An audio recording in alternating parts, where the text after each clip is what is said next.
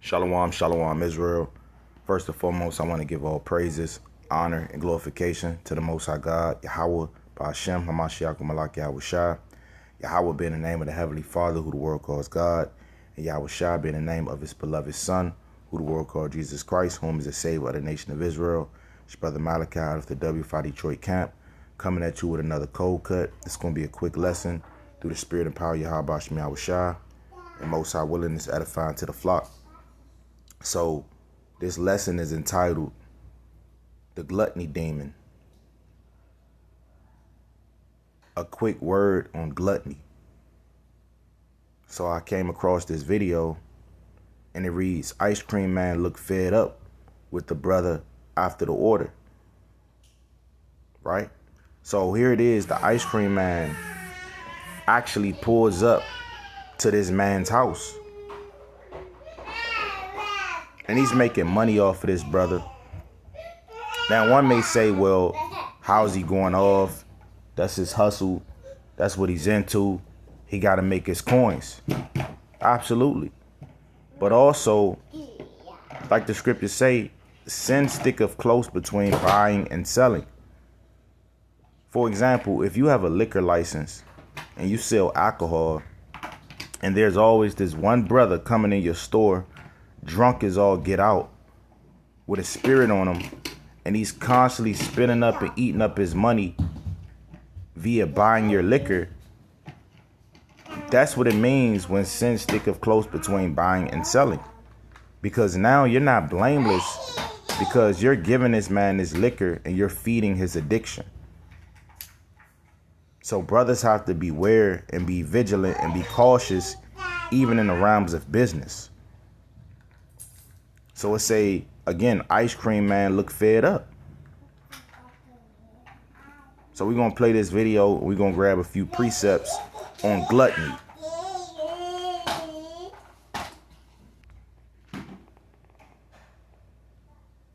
Three sodas, two bags of, three sodas, two bags of hot Funyuns, a nutty buddy, a strawberry shortcake, an ice cream sandwich, two fudge round pies, and nutty buddy, a plain nutty buddy. All right, give me a minute. Three sodas, two bags of hot Funyuns, a nutty buddy, a strawberry shortcake, an ice cream sandwich, two fudge round pies, and nutty buddy, a plain nutty buddy. So all that junk, all that madness. Now, a brother could come out and say, well, hold on, it's just snacks. It's not just snacks, right? And even when you eating snacks, or brothers may like pastries or whatever the case may be, you have to eat these things in moderation as well, because these things are full of sugar. In today's time, full of processed foods and chemicals and genetically modified bioengineered ingredient. So when you're eating these things constantly and you're not being conscious of your health, you're essentially destroying your temple. So this is a wicked act in the eyes of the Most High God, Yahweh Ba'ashem, Yahweh Shai. So this is why we encourage brothers and sisters to eat right, go to the gym, and take care of your health. This is very important. No, this is not a light thing. This is just as serious as not eating shrimp, crab, and lobster. Taking care of your health is very vital as it pertains to your temple and your spirit. Because the things that you eat and put in your body directly affects your mood, your spirit, and pretty much your walk in the truth. So brothers and sisters have to tap in to the knowledge that the Most High has given us through the scriptures. And Most High willing this brother repent. And actually the video is a lot longer, because I seen this video in the past, and the brother was pretty much speaking on how he likes to eat. He doesn't care about his health. And the ice cream man knows that. He said, I'm gonna pull right up to his house. He don't even gotta walk to the road, I'm going to just pull up in his driveway and take his order and take his money.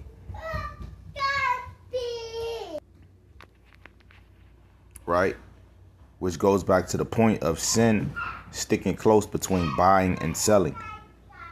Hey, the scriptures even say, if meat cause my brother to offend, I will not eat meat around him.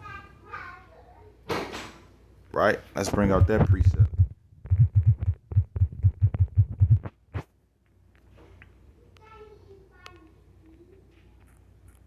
Right? So like the Lord said, offenses shall come, but woe to him whom the offense have come.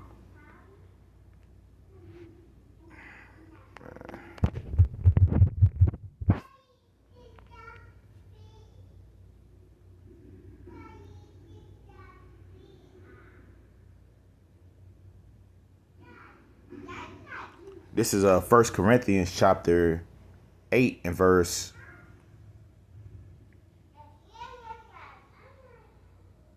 13.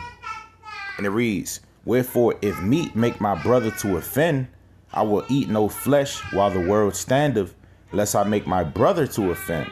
Right? So if you know your brother is weak and he has a glutton demon on him, that's not the type of brother you should take to the what's it called? The Cheesecake Factory. Right? That's not the type of brother you should take to the grocery store and go to the unhealthy aisle and buy all manner of sweets and pastries and death. Nah, man. For example, if the brother say he needs help, he down bad, he need to buy some food, that's not the type of brother you take to the grocery store and you just pick out a whole bunch of damn unhealthy noodles and high sodium drinks and all manner of sweets, all manner of little Debbies, all manner of Skittles and Starbursts and all manner of things that offend. That's not the type of things you should pick out for your brother, because you know he struggles with those things. Here it is, the brother is damn near 500 pounds and you're feeding his addiction. That would be wicked in the eyes of the Most High. So that's what Paul, not saying that he's talking about in the context of gluttony, but more so in the context of anything that causes his brother to offend, he's going to abstain from. And this is going into eating food sacrificed to idols. We are not to do that as the chosen people of the Most High, because that can cause your brother to offend. And also you're causing offenses as well, because although these idols are nothing, they're made out of clay, dirt, whatever the case may be, the gods that's associated with these idols are real powers and demons that the Lord has created. So we are to abstain from it, because it can cause offenses and it can cause your brother to go astray.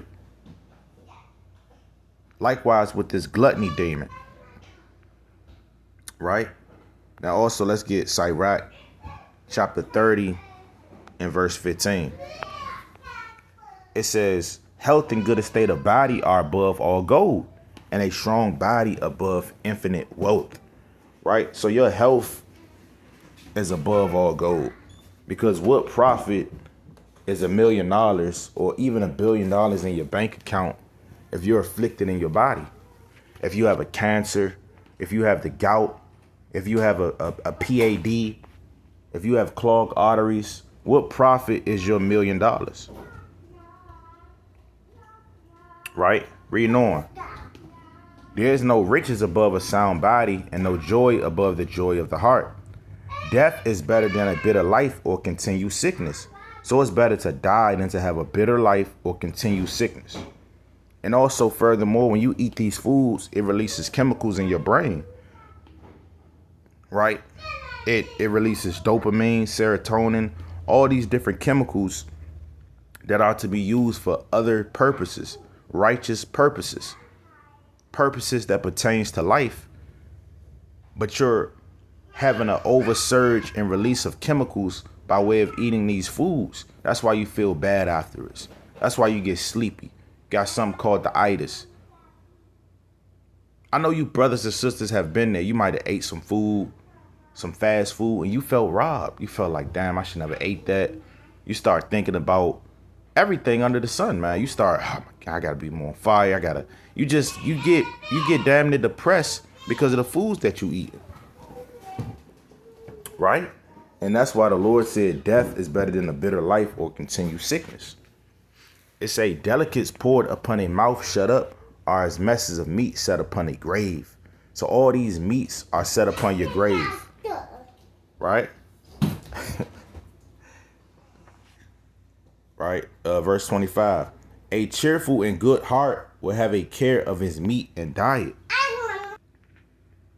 Read that again in verse 25. A cheerful and good heart will have a care of his meat and diet. Right? So if you have a cheerful and good heart, you're going to have a care of your meat and your diet. You're not just going to eat anything because it's set before you. That shows a lack of discipline. This is Proverbs 23:1. When thou sittest to eat with a ruler, consider diligently what is before thee, and put a knife to thy throat if thou be a man given to appetite. So you have certain men, they're given to appetites. Brothers with big appetites. You got brothers who can eat 3 plates back to back. And then you may have a brother that can just eat a little portion, and that's sufficient for him, as it states in Sirach, the 31st chapter. But nonetheless, there's different types of men. Brothers who have big appetites, brothers who have minimal appetites. But if you are a man given to appetite, you have to put a knife to your throat. Meaning you have to refrain yourself. You have to show forth discipline. Verse 3, be not desirous of his dainties, for they are deceitful meat. Right. And what are those dainties? Really, this is going into doctrine and knowledge on the left-hand side, but it also ties into physical foods. So what are dainties? Sweets, pastries, things wherein sugary, right? Real sugary foods, man. And Jake liked them sugary foods, cupcakes, cookies, pies.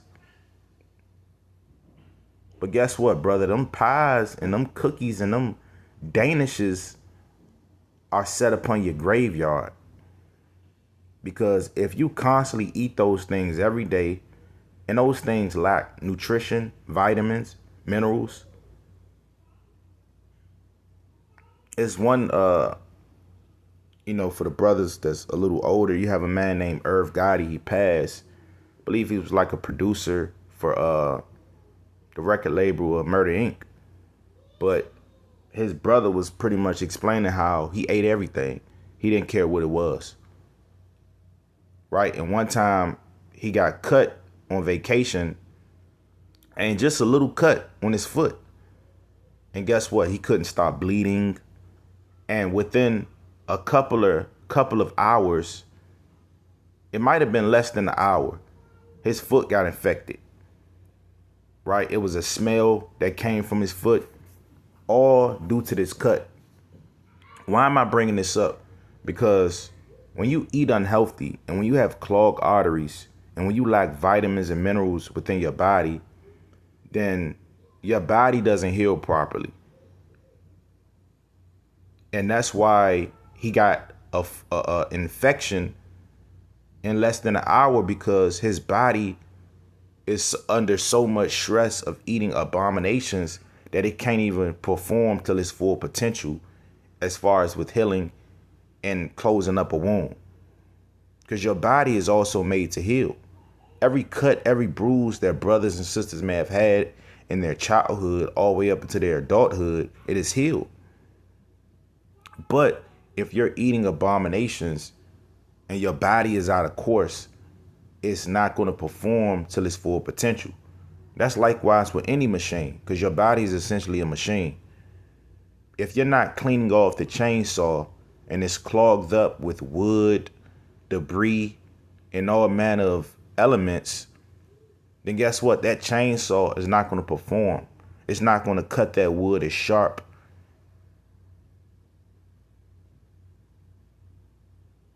Reading on, verse 4. Labor not to be rich, cease from thine own wisdom. Let me get verse 6. Eat thou not the bread of him that hath an evil eye, neither desire thou his dainty meats. And that ice cream man had an evil eye. Now, brother may say, well, how did he have an evil eye? Are you bearing false witness? No, I am not.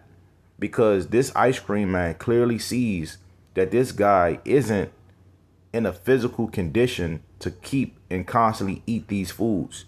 But he's feeding that addiction that is wicked according to the Bible. Verse 7. For as he thinketh in his heart, so is he. Eat and drink, saith he to thee, but his heart is not with thee. So that's what the ice cream man said.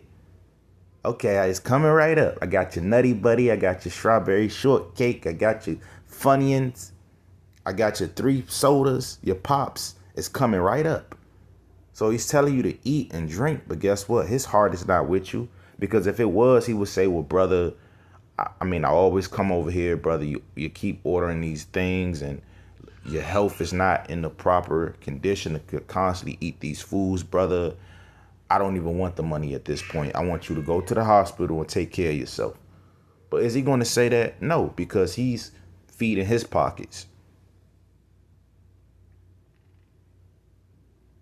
Verse 8, it say, the morsel which thou hast eaten shalt thou vomit up and lose thy sweet words.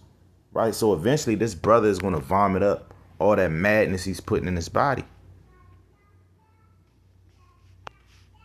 This is Leviticus chapter 25 and verse 17. Ye shall not therefore oppress one another, but thou shalt fear thy God, for I am the Lord your power. So what does it mean to oppress? It means to keep low. So you should not be in a position to keep your brother low. If you see your brother is struggling with something, you have to bear his burden, as it states in Galatians chapter 6 and verse 1 and Genesis chapter 4 verse 9. You have to be your brother's keeper. So if I see my brother eating a whole bunch of madness, I'm going to tell him, well, you need to lose some weight, King. I've told brothers that before. Right? Hey, well, brother, what's going on? Let's get right. Let's lock in. Let's do what we have to do so we can be here for the sheep and be here for our families and our children. So most high willing, brothers, take heed to this. The days of being a overweight Hebrew Israelite, those days gotta be cut. Those days gotta come to an end. Now is the time to take care of our health.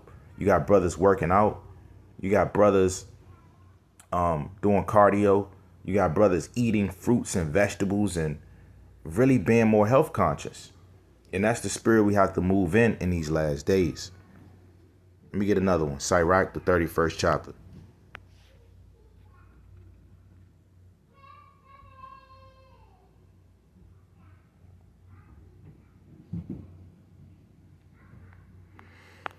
Let me bring this out. Sirach 31 and 16. Eat as it becometh a man those things which are set before thee, and devour not, lest thou be hated. Right, so eating is a part of life. That becomes a man.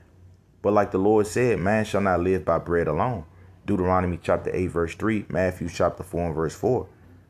So if man shall not live by bread alone, that goes to show you food should not be the major part of your life.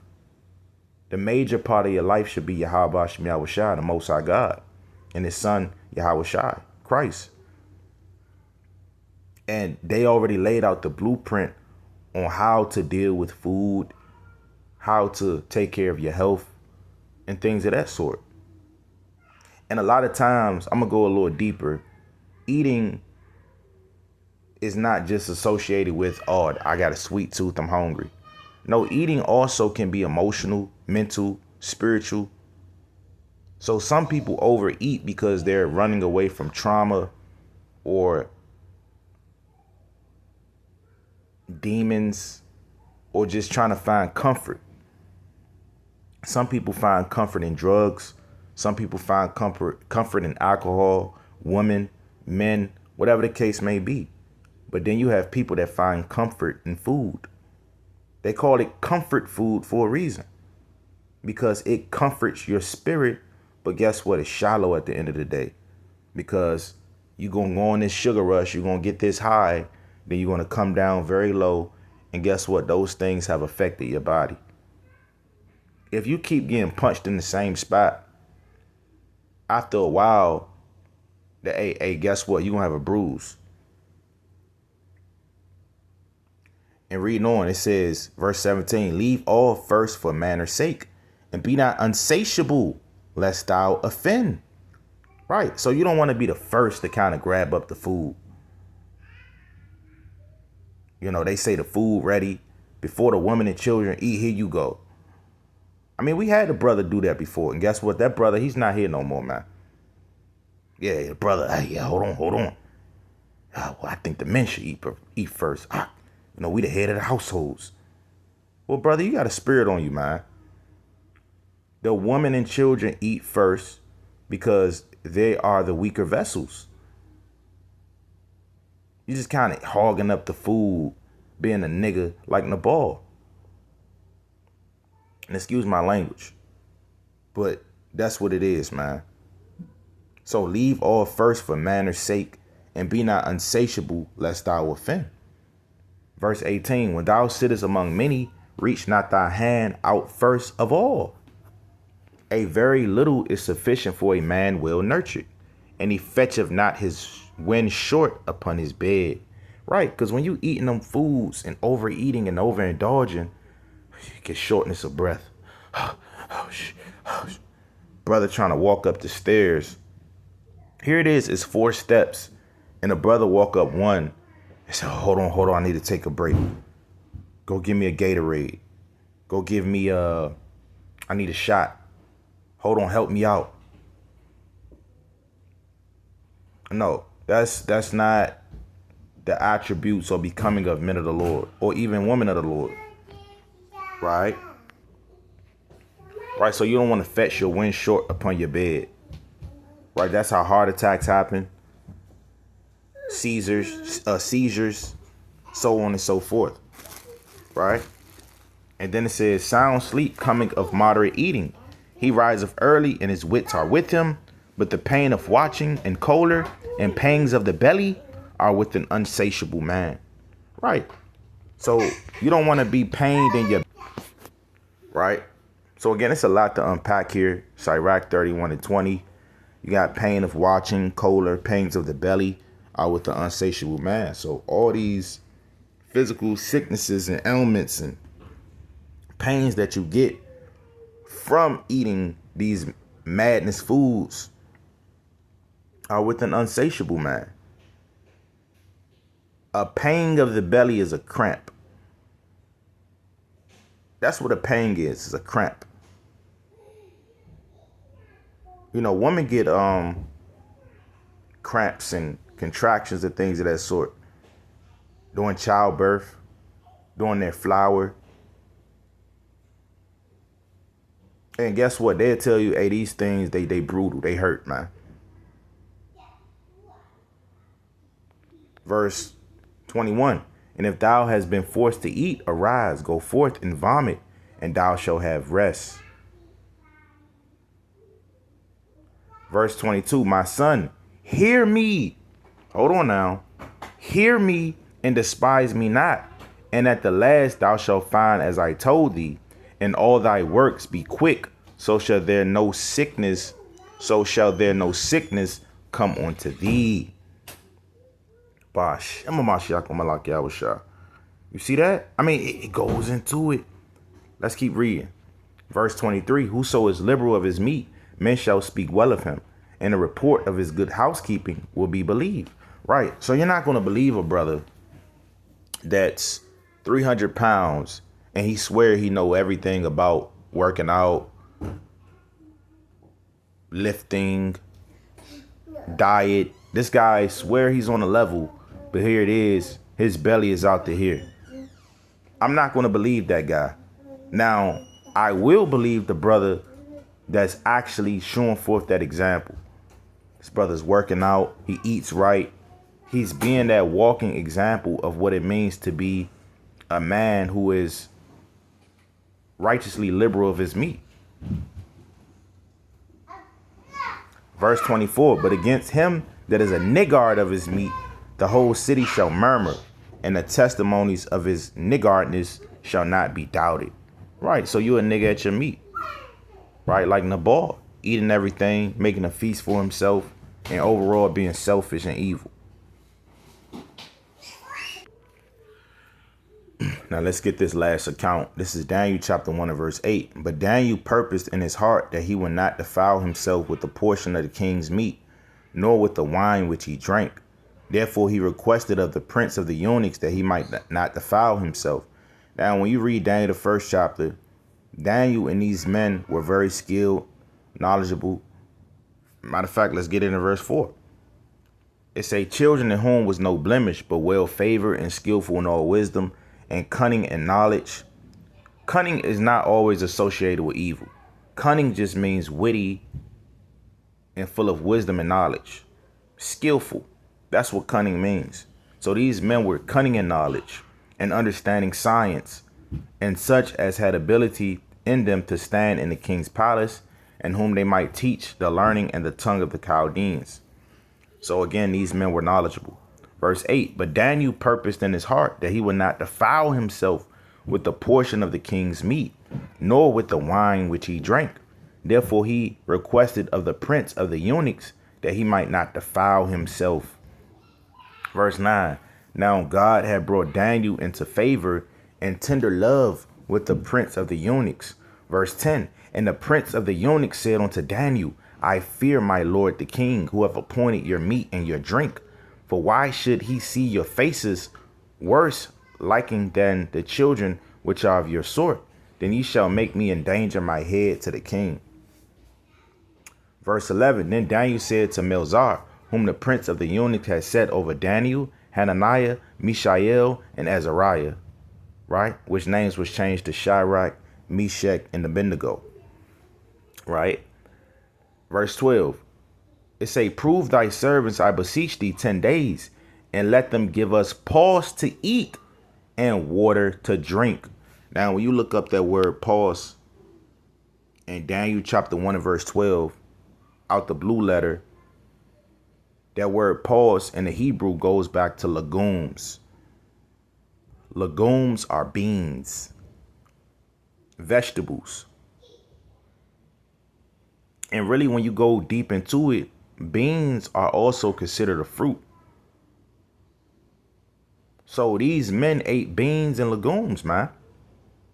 And water to drink. Why didn't they ask for wine and fruit juice and all manner of sugar and big boy steaks and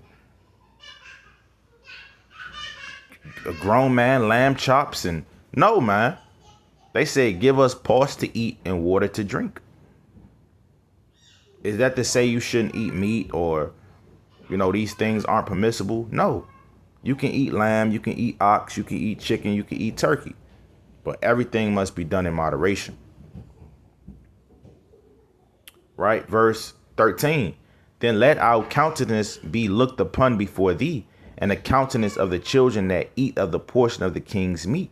And as thou seest, deal with thy servants. So he consented to them in this matter and proved them 10 days. Verse 15. And at the end of the 10 days, their countenance appeared fairer and fatter in flesh than all the children which did eat the portion of the king's meat. Now, when it says fairer and fatter, that doesn't mean they was out of shape. That means they appeared more beautiful and healthy in nature.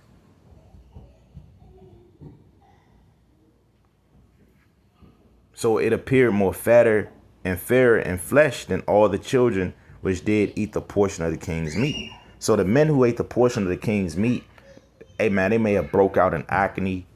You know, they may have just looked depleted. They didn't have the same virtue or spirit as the children of Judah.